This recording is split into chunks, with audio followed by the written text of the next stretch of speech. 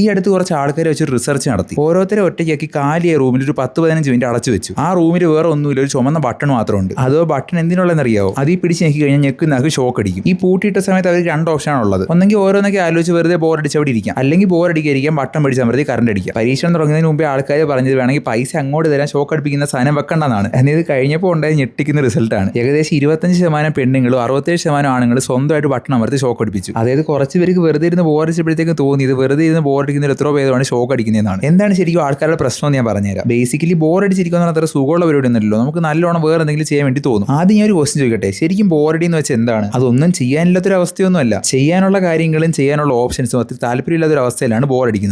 നമുക്ക് പൊതുവെ അനുഭവപ്പെടുന്നത് ചെയ്യുന്ന കാര്യം ശ്രദ്ധിക്കാൻ പറ്റാതിരിക്കുക, വേറെ എന്തെങ്കിലുമൊക്കെ ചെയ്യാൻ തോന്നുന്ന രൂപത്തിലാണ്. ഇപ്പോഴത്തെ ഒരു സിറ്റുവേഷൻ നമുക്ക് ബോറടിക്കുന്ന ഭയങ്കര കുറവാണ്. അതിന്റെ ഏറ്റവും വലിയ കാരണക്കാരനും ഏറ്റവും ഒരു പ്രശ്നക്കാരനാണ് മൊബൈൽസ്. ഈ മൊബൈൽ ഫോണിനകത്തുള്ള സോഷ്യൽ മീഡിയകൾ, ഇൻസ്റ്റാഗ്രാം, യൂട്യൂബ് ഷോർട്സ്, ടിക്ടോക്ക്, ഇതൊക്കെ നമ്മുടെ ശ്രദ്ധ ഇരിക്കാൻ പറ്റിയ സാധനങ്ങളാണ്. ഇതൊക്കെ നമ്മുടെ കൈയെത്തുന്ന സ്ഥലത്തുള്ളിടത്തോളം കാര്യം നമുക്ക് ബോറടിക്കുന്ന പ്രശ്നമേ വരത്തില്ല. കാരണം 90% ആൾക്കാർ ഇപ്പോൾ ബോറടിക്കാൻ തുടങ്ങുമ്പോഴത്തേക്ക് തന്നെ ഫോൺ എടുത്ത് വെച്ച് കുത്തും. അതിപ്പോൾ സോഷ്യൽ മീഡിയ അല്ലെങ്കിൽ അവർ ഗെയിം കളിക്കും, അങ്ങനെയുള്ള എന്തെങ്കിലും പരിപാടി ചെയ്യും. ഈ ബോർ അടിക്കാത്തത് കാരണം നമുക്ക് കുറേ കാര്യങ്ങൾ നഷ്ടപ്പെടുന്നുണ്ട്. അതിനായിട്ട് ബോറടിക്കുന്നതിന്റെ ഗുണങ്ങൾ എന്തൊക്കെയാണ് നമ്മൾ ആദ്യം മനസ്സിലാക്കണം. ബോറടിക്കുമ്പോൾ നമ്മുടെ മനസ്സിങ്ങനെ അലഞ്ഞു തിരിഞ്ഞ് നടക്കും. ഈ അലഞ്ഞു തിരിയുന്ന മനസ്സിൽ നമ്മൾ പുതിയ പുതിയ ഐഡിയകൾ ആലോചിക്കും, പുതിയ പുതിയ കാര്യങ്ങൾ കണ്ടുപിടിക്കും. നമ്മുടെ ക്രിയേറ്റീവ് ബ്രെയിൻ നല്ലോണം വർക്ക് ചെയ്യുന്ന ഈ സമയത്താണ്. അത് മാത്രമല്ല, നമ്മൾ ബോറടിച്ചിരിക്കുമ്പോഴാണ് ഇമോഷണലി നല്ലോണം ചിന്തിക്കുന്നത്. നമ്മുടെ ചുറ്റും ഒബ്സർവ് ചെയ്ത് നമ്മൾ ചെയ്യുന്ന കാര്യങ്ങളൊക്കെ അനുഭവിച്ച് ശ്രദ്ധയോടെ ചെയ്ത് കഴിഞ്ഞാൽ കുറേ എക്സ്പീരിയൻസ് നേടേണ്ടതാണ്. ഈ എക്സ്പീരിയൻസുകളൊക്കെ നമുക്ക് മിസ്സാവും. പിന്നെ വേറൊരു കാര്യമുണ്ട്, ബോറടിക്കുമ്പോൾ നമുക്ക് ശരിക്കും ഓരോന്ന് ചെയ്യാനും നേടിയെടുക്കാനുള്ള മോട്ടിവേഷൻ കിട്ടുന്നത്. നമ്മൾ വെറുതെ നമ്മുടെ ജീവിതത്തെ ചോദ്യം ചെയ്യും, നമുക്ക് എന്താണ് വേണ്ടത് നമ്മൾ ആലോചിക്കും, അങ്ങനെ ഓരോ നമ്മൾ ചെയ്യാൻ വേണ്ടി തുടങ്ങും. ജീവിക്കാനുള്ള ഓരോ ചെറിയ പർപ്പസുകൾ വരെ നമ്മൾ ആലോചിച്ചെടുക്കും. ആ ഒരു സിറ്റുവേഷൻ നമ്മൾ കൂടുതൽ നല്ല കാര്യങ്ങൾ ചെയ്യും, ബാക്കിയുള്ളവരെ ഹെൽപ്പ് ചെയ്യാൻ വേണ്ടി തുടങ്ങും. നമ്മൾ തന്നെ ജീവിതത്തെ ഒരു കഥ പോലെ കാണാൻ വേണ്ടി തുടങ്ങും. അങ്ങനെ ചെറിയ ചെറിയ കാര്യങ്ങൾ നമ്മൾ എൻജോയ് ചെയ്ത് തുടങ്ങും. ഇങ്ങനെ വെറുതെ ഇരുന്ന് ആലോചിക്കുമ്പോൾ നമുക്ക് ജീവിതത്തിൽ എങ്ങോട്ടാ പോകണ്ടേ, നമ്മളിപ്പോൾ എങ്ങോട്ടാ പോകുന്നതെന്നും നമുക്ക് എങ്ങനെ അങ്ങോട്ട് എത്താന്നുള്ള ഐഡിയ നമുക്ക് വരുന്നത്. ഇനി നിങ്ങളുടെ ശ്രദ്ധ തിരിച്ചുകൊണ്ടുവരാനും ബോറടിച്ചിരിക്കാൻ വേണ്ടിയുള്ള ഏറ്റവും നല്ല സൊല്യൂഷൻ ഞാൻ പറയട്ടെ. എന്തിനെങ്കിലും വെയിറ്റ് ചെയ്യുമ്പോഴോ എവിടെയെങ്കിലും വെറുതെ ഇരിക്കുമ്പോഴോ പെട്ടെന്ന് ഫോൺ എടുത്ത് തോണ്ടാതിരിക്കുക. ഫോൺ പോക്കറ്റിൽ തന്നെ വെച്ചിട്ട് ചുറ്റുള്ള കാര്യങ്ങളൊക്കെ പതുക്കെ ഒബ്സർവ് ചെയ്ത് നമ്മൾ ചെറിയ ചെറിയ കാര്യങ്ങളൊക്കെ എൻജോയ് ചെയ്യാൻ വേണ്ടി ശ്രമിക്കുക. ആദ്യം ഇതൊക്കെ ചെയ്യുമ്പോൾ നിങ്ങൾക്ക് തോന്നുന്നില്ല വലിയ അർത്ഥമൊന്നുമില്ലല്ലോ, ഇതിലൊക്കെ എന്താണ് വലിയ കാര്യവും. പക്ഷേ ഈ ചെറിയ ചെറിയ മാറ്റങ്ങൾ നിങ്ങളുടെ ശ്രദ്ധയൊക്കെ വർദ്ധിക്കാനായിട്ട് നല്ലോണം സഹായിക്കും. ഓരോ തവണയും ബോറടിക്കുമ്പോൾ ഫോൺ കുത്തുന്നത് ശരിക്കും ആ ചുമന്ന ബട്ടൺ അമർത്തി ഷോക്ക് അടിക്കുന്ന അതേ അവസ്ഥയാണ്. ശരിക്കുള്ള നിങ്ങളുടെ ജീവിതത്തിലെ ചുമന്ന ബട്ടണാണ് സോഷ്യൽ മീഡിയയും മൊബൈൽ ഗെയിമുകളൊക്കെ. നിങ്ങൾ എന്തെങ്കിലും ഇതൊക്കെ ഒന്ന് കുറച്ചാൽ ട്രൈ നോക്കിയിട്ട് എന്തെങ്കിലും വ്യത്യാസം കാണുന്നുണ്ടോ എന്ന് കമന്റ് ഇടുക. അപ്പോൾ നാളെ അടുത്തൊരു വീഡിയോ കാണുന്നവരെ ബൈ ബൈ.